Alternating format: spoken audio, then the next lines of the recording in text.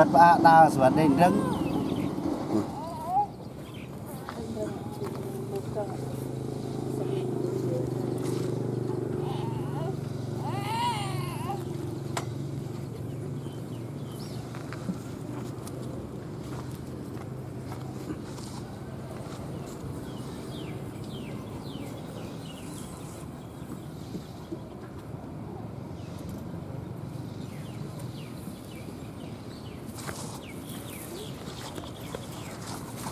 bồ tiết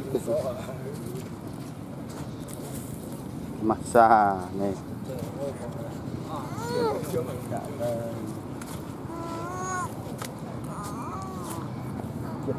đã nên chụp một mê chắp chấm mông chụp luôn sao luôn luôn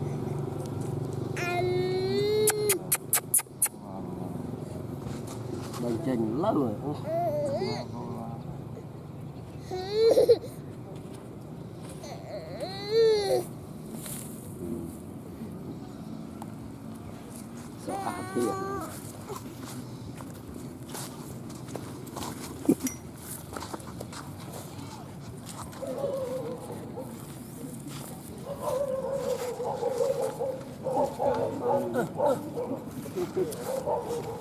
rồi xua pui